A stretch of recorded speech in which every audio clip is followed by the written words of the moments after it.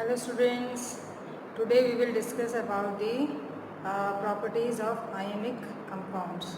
Till now we have discussed about the metals, non-metals, their properties, physical, chemical, all.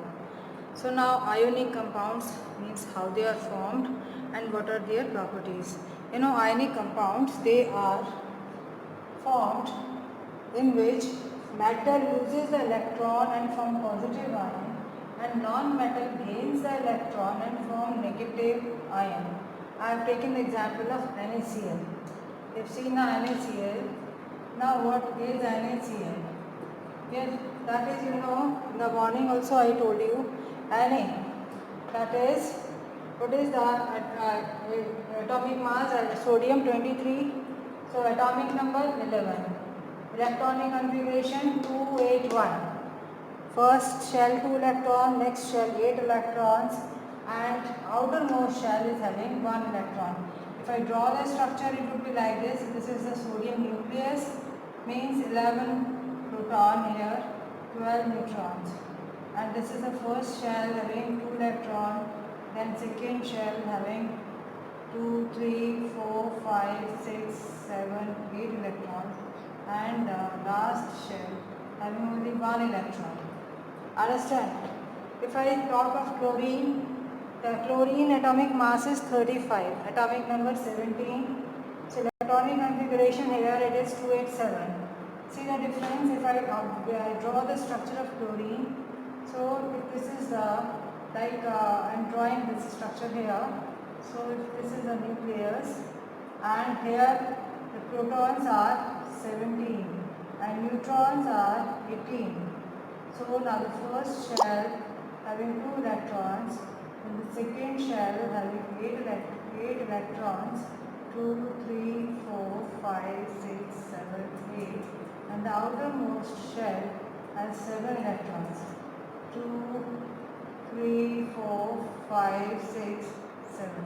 Now you see the condition about these two atoms. Here A has sodium and this is chloride. Now see the condition. What is the condition? That here you can see from the nucleus, this shell is very far away.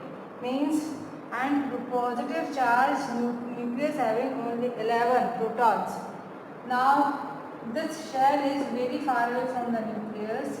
So hold of nucleus is a little difficult on this outermost shell electron.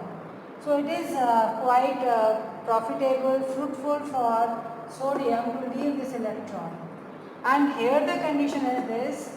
Here proton 17 means plus charge is very high in the nucleus and this outermost shell, so it is powerful. You see here proton only 11, here proton 17. So outermost shell here it is having how many electrons? 7 electrons are here in the outermost shell.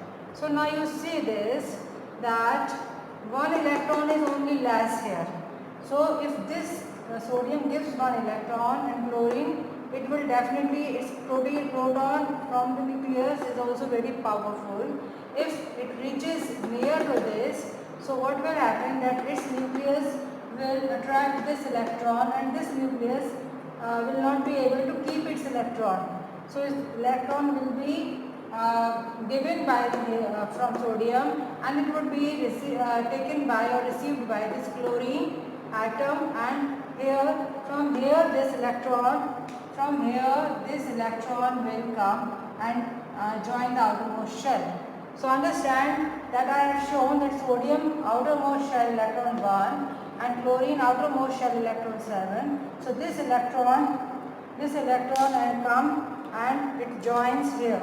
Means I have made the crosses with this plus charge. So it will join here like this. So now chlorine will be having 8 electrons. So they will come together. It is in their benefit.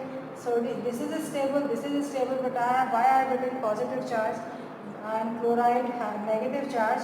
Because sodium is giving the electron. So whosoever gives the electron is always positive. Whosoever gains the electron is always negative. So you see this sodium plus chloride negative. but collectively as a compound we will write this as a sodium chloride. To show it that ions are formed, as sodium gave the electron, chlorine as it take the electron. So sodium forms a positive ion, chlorine forms a negative ion. So in total we can find that sodium chloride is formed. This is sodium chloride. Now you know that ionic bond, this type of bond is called as ionic bond or electrovalent bond, formed between metals and non-metals by ion formation. Now you see properties of ions. I have written here the certain properties of ionic compounds. See this. Right now when an ionic bond, it is a very strong bond. It's in a give and take type of bond, and give and take bond is always very strong. Ionic bonds, it is a very strong bond, and when bonding is very strong, so you know, see what property we observe here. That is, it is a crystalline solid.